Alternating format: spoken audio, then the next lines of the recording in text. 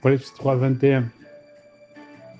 Celui qui vaincra, je le ferai asseoir avec moi sur mon trône. Comme moi je vainquis, je me suis assis avec mon Père sur son trône. Les trônes de Christ se placent à la fin du 7e match de l'Église. Les trônes de Christ apparaissent à la fin du 7e match de l'Église. Les trônes de Jésus-Christ apparaissent dans Apocalypse 3, 21, après l'ouverture des sceaux. Le trône de Christ apparaît, se manifeste après l'ouverture des sceaux, à la fin du 7e match de l'Église. Juste après l'ouverture des sceaux. Apocalypse 3, 12.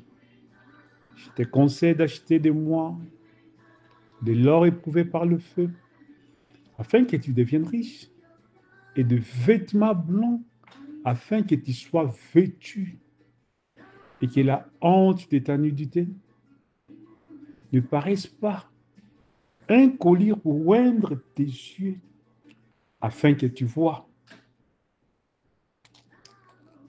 Donc, après que l'Église ait reçu en 1903 l'or de la divinité, les vêtements, la théophanie, les colliers, l'onction de la révélation, la stimulation de la révélation, en 1963, avec l'ouverture des sceaux, ces choses positionnent l'Église à l'ouverture des sceaux. C'est à l'ouverture des sceaux que l'Église reçoit ces choses. Alors, il rejette Christ en 1956. Il se tient à la porte. Apocalypse 3, 20. Voici, je me tiens à la porte et je frappe. Si quelqu'un entend ma voix et ouvre la porte, j'entrerai chez lui et je souperai avec lui et lui avec moi. Après tout ça, il appelle l'épouse à venir s'asseoir sur son trône d'adoption. Il appelle l'épouse de venir s'asseoir sur son trône d'adoption. Les trônes de Jésus-Christ. C'est lui qui vaincra. Je le ferai asseoir sur mon trône. Comme moi j'ai vaincu, je suis assis sur le trône de mon Père. Il laisse son trône, il monte sur le trône de son Père. Et maintenant, c'est lui qui vaincra dans cette génération. C'est celui-là, le vainqueur de Laodicée. Après l'ouverture des sceaux, après le départ du frère Branham, après le départ du 7e ange, il introduit une ère nouvelle. Il introduit l'ère du placement, l'ère de l'adoption, la génération de l'adoption, la génération du placement des fils. C'est de quelle génération qui reçoit cette promesse aujourd'hui en 2025? Si les éléments qui constituent le troisième pôle commencent à apparaître dans les pauses, par exemple cette sainte présence qui anime des craintes respectueuses, qui libère une foi sans mélange, une foi infaillible, une fermeté absolue sur l'infaillibilité de la promesse de Dieu. Le message aujourd'hui, c'est que le troisième pôle est à la porte. C'est que le troisième pôle commence à flasher sa venue. C'est que le troisième pôle avance vers nous. En 1963, Frère Branham, après avoir construit un podium pour l'être glorieux, pour que l'être glorieux puisse entrer en scène, Frère Branham se retire de la scène pour que l'être révèle les 7 sceaux, pour que l'être glorieux puisse révéler les 7 sceaux, pour que l'être glorieux puisse prendre les livres, briser les 7 sceaux, donner la révélation. C'était un messager, libérer les 7 sceaux. En 1965, il change de masque. Il place ses tentes dans la sixième dimension et l'être s'apprête à s'asseoir comme roi prophète. Aussitôt qu'il termine le ministère des Fils de l'Homme, qui est le ministère prophétique, à la voix du septième ange, où il a révélé les mystères parce qu'il a pris les livres, il donne la révélation, brise les sceaux, il donne la révélation au septième ange. Et après avoir terminé le ministère des Fils de l'homme, l'être glorieux, maintenant se prépare pour devenir les rois prophètes. Exode 32, 22. Quand ma gloire passera, je te mettrai dans un creux du rocher et je te couvrirai de ma main jusqu'à ce que j'ai passé. Il va descendre. Après, ils disent, il descend dans Exode 33, qui était l'ombre, l'antitype d'Apocalypse 10, qui dévoile les mystères d'Apocalypse 10. C'était montre-moi ta gloire. L'être glorieux dans les jours de la voix du septième ange, Genèse 33, Exode 33, 23. Et lorsque je retournerai ma main, tu me verras par derrière. Ma face ne pourra pas être vue. Il descend en train de marcher. Il est descendu. Maintenant, il est en train de marcher. Il prend Moïse et les place dans le creux, dans la nuée. La même nuée qui est descendue. Lui, il commence à marcher. Il met sa main devant sa face pour cacher sa face, car il était voilé dans un corps. Il a mis sa main pour cacher sa face. Ça signifie qu'il était voilé dans un corps. C'est un voile. De 1963 à 1965, c'est Apocalypse 10 qui voit son jour. Aujourd'hui, cette écriture est accomplie. C'est Apocalypse chapitre 10 qui voit les jours. Parce qu'il descend au jour de la voix du septième ange, comme il était descendu au jour de Moïse. Amen. C'est-à-dire, en 1903, il descend au jour de la voix du septième ange. Il met sa main sur sa face. Ça veut dire il se voile. Il voile sa face pour qu'on ne le voit pas. Il se voile. Exode 33, 20. L'Éternel dit, tu ne pourras pas voir ma face, car l'homme ne peut pas me voir et vivre. Dans la peau de Malachie 4, il se voile. Il était descendu à la voix de cet tonnerre. Moïse était en train de crier, de proclamer sa voix. Il s'est caché, il s'est voilé. Il s'est voilé. Dieu est dévoilé. Dieu est en train de se dévoiler. Parce qu'en anglais, c'est unveiling God. Ça veut dire qu'il continue de se voiler dans son processus de dévoilement. C'est un dévoilement continuel. C'est un processus de dévoilement qui continue. Exode 34, l'Éternel descendit dans une nuée, s'éteint là auprès de lui et proclamant les noms de l'Éternel. Amen.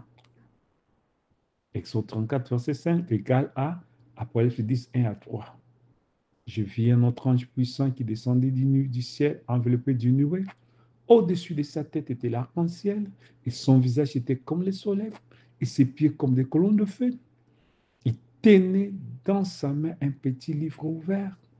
Il posa son pied droit sur la mer et son pied gauche sur la terre. Il cria d'une voix forte, comme rugit un lion. Et quand il cria, les sept tonnerres firent entendre leur voix. Les tonnerres passent devant sa présence. Aujourd'hui, cette écriture est accomplie en 1963. Aujourd'hui, cette écriture est accomplie.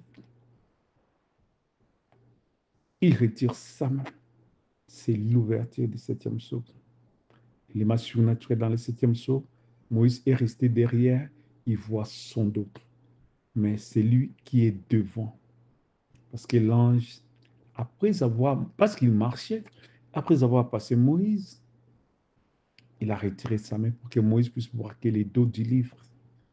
Il cache sa face à Moïse. Dès qu'il dépasse Moïse, Exode 33, 23, lorsque j'ai retourné ma main, tu me verras par derrière, mais ma face ne pourra pas être vue. Moïse regarde les dos du livre, la partie mystérieuse du livre, la partie cachée du livre. C'est là où Moïse va regarder. Il continue sa marche. Exode 33, 17. L'Éternel dit à Moïse, je ferai ce que tu me demandes, car tu as trouvé grâce à mes yeux. Et je te connais par ton nom. Ça, c'est le troisième point. Demande ce que tu veux, je te donnerai. Dieu fait tout ce que tu demandes, tout ce que tu vas parler, Dieu va le faire. Amen. Ça, c'est le troisième point. Moi, je dis, fais-moi voir ta gloire. C'est les trônes. Car après 10, verset 8, j'avais prendre les livres et mange. Les dos du livre, aussitôt qu'il dépasse Moïse, il retire la main. Il retire sa main pour que Moïse voit seulement les dos du livre. Le fils théophanie de l'Assemblée des premiers-nés qui étaient là dans la nuée, qui sont les fils de sa gloire, les fils de sa présence, les fils devant sa face. Parce que s'il y a un messager devant sa face, Jean-Baptiste, il y a un messager devant sa face, Malachie 4. Donc les fils qui sont aussi dans la nuée, qui sont de l'autre côté, ce sont les fils devant sa face. Luc chapitre 7, verset 27. Celui dont il est écrit, voici j'envoie mon messager devant ta face. Donc s'il y a un messager devant sa face qui voit sa face, pour préparer ton chemin devant toi, le messager devant ta face, la face de l'Éternel. Donc, il y a deux fils devant sa face. Comme Jacob avait dit, j'ai vu l'Éternel face à face et mon âme a été sauvée. Gardez-vous, Matthieu 18, 10, gardez-vous de mépriser un seul de ces petits, car je vous dis que les anges voient continuellement la face de mon Père qui est dans les cieux. Ils voient continuellement la face du Père. Donc, il y a deux fils qui voient continuellement la face du Père. Ce sont les fils de sa face. Proverbe 8, 22. L'Éternel m'a créé la première de ses œuvres avant ses œuvres les plus anciennes, qui Christ, les corps, l'assemblée des premiers-nés.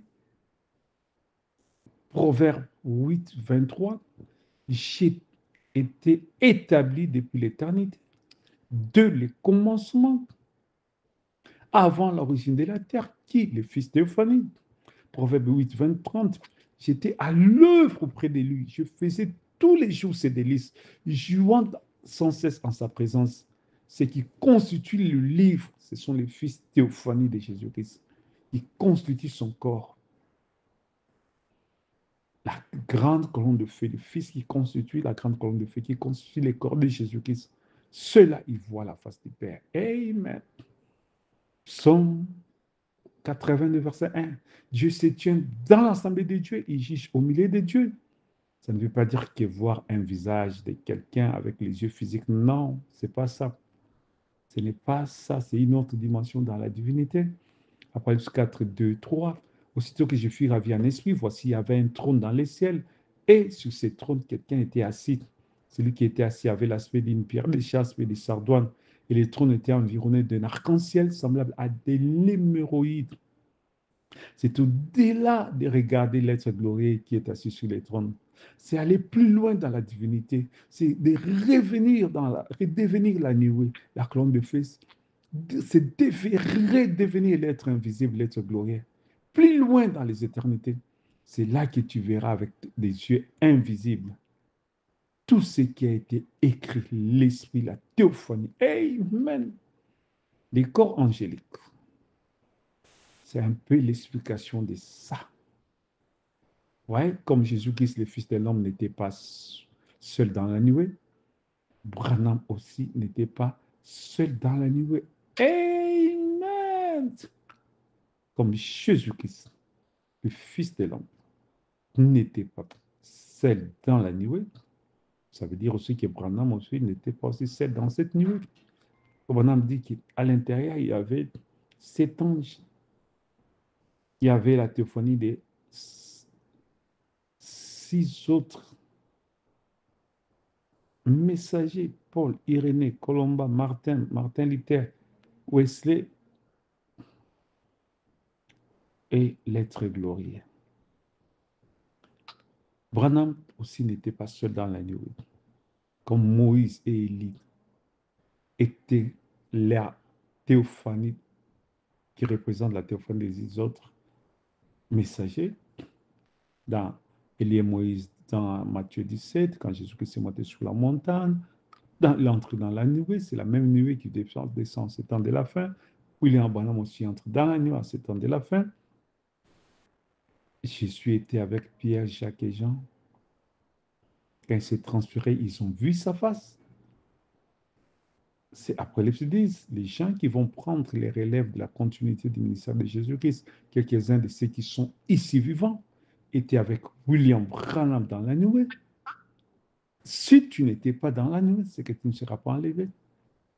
Si ta présence était absente ces jours-là, du 28 février 1963, comment tu vas manger les livres pour être enlevé? Nous étions là, tous les fils théophanies Elohim, tous les fils théophanies de l'ensemble des premiers-nés, tous étaient là dedans. Les livres, c'est nous, l'épouse, l'ensemble des premiers-nés. Amen. Alors, quand il retire sa main, c'est alors que il donne sa seconde commission. Jean va prendre les livres et mange. Ceux qui ont vu sa face à l'ouverture du 7e psaume, ceux qui ont vu sa face dans la nuée, c'est eux les trois symboles dans toute sa puissance. Voilà. Amen. Car ils sont la face de l'Éternel. Alléluia. Ok. Nous allons expliquer maintenant un mystère de Dieu. Ça veut dire que la chute, c'était Adam, qui avait pour mission de nous faire sortir d'Éden. Sa mission était de prendre le livre, de nous faire sortir du jardin d'Éden, de remettre les livres à l'être glorieux. Ouais, car prendre les livres qui va déclencher la totale et la complète fusion. Donc, le reste, c'est lui-même qui détient. Ouais, ça veut dire que prendre le livre, mange, c'est ça qui va déclencher la totalité de la chose. Et l'être glorieux va faire la continuité. Donc, depuis le 28 février 1963, la venue de la nuée, cette nuée a un fils connecté à chaque élie de Dieu. Dans la nuée, il y a la théophanie de chaque fils de Dieu qui est connecté avec chaque fils de Dieu qui est ici sur la terre. Amen. Qui a sa théophanie dans la nuée, c'est celui qui sera enlevé. Qui a sa théophanie dans la nuée, c'est celui qui verra les troisième pôles. Ouais. Parce que quand la nuée va partir, c'est l'enlèvement. Il va quitter la terre pour l'enlèvement. C'est la fin de la mission. Amen. Amen. La nuée, c'est l'enlèvement. Chacun reçoit des directives personnelles et directes à partir de cette nuée. Parce que c'est là où il y a sa théophanie. En recevant ça, vous avez des instructions précises et claires qui vous peuvent conduire à l'enlèvement. La nuée qui est descendue à l'intérieur, elle est théophanie de chaque fils et fille de Dieu. Parce que cette nuée est venue pour l'enlèvement, pour amener l'épouse à l'enlèvement. C'est là-dedans où il y a la puissance d'attraction qui va attirer l'épouse. C'est la même nuée qui était venue pour prendre Jésus quand il montait. C'est la nuée qui l'a tué. Il est entré dedans et puis il est parti. C'est la même nuée qui est descendue aujourd'hui. Parce qu'il a été dit que de la même façon que vous avez vu Jésus partir, c'est la même façon qu'il reviendra. Quand on voit la nuée, on sait qu'il est venu. Alors, il est venu qui? Avec tous les saints. Amen. Il est venu avec tous les saints. Ce sont les théophanies de tous les fils et fils de Dieu. C'est l'ensemble des premiers-nés. Et tous ceux qui font partie de l'ensemble des premiers-nés qui sont dans la théophanie, dans la nuée, sont attachés à leur théophanie, parce que la nuée est aujourd'hui sur la terre. Ça veut dire que nous sommes, l'enlèvement est déjà sur la terre. Nous attendons juste l'ordre du départ. Mais l'enlèvement, c'est un processus qui a déjà commencé. Et sa manifestation commence avec les troisième pôles. Quand on voit les troisième pôles se manifester, c'est le déclenchement de l'enlèvement. C'est le processus qui est mis en cours, à l'œuvre, en marche. Et le point final, c'est la résurrection des morts et le départ à la maison. Amen. Gloire à Jésus, gloire à Jésus, gloire à Jésus, gloire à Jésus. Amen. Les fils devant sa face. C'est tellement glorieux. Les fils devant sa face. Les messagers devant sa face. Le fils devant sa face. Le fils qui voit sa face. C'est une dimension dans la divinité. L'appellation, les fils devant sa face. Ce sont les fils qui voient sa face. Ce sont les fils qui sont de l'ensemble des premiers-nés. Jésus-Christ est les premiers-nés. Et les fils qui constituent son corps, ce sont les fils de l'ensemble des premiers-nés. Amen. Les fils de l'ensemble du premier-né sont les fils Théophanie, sont les fils qui voient sa face. Amen. Gloire à Jésus. Amen.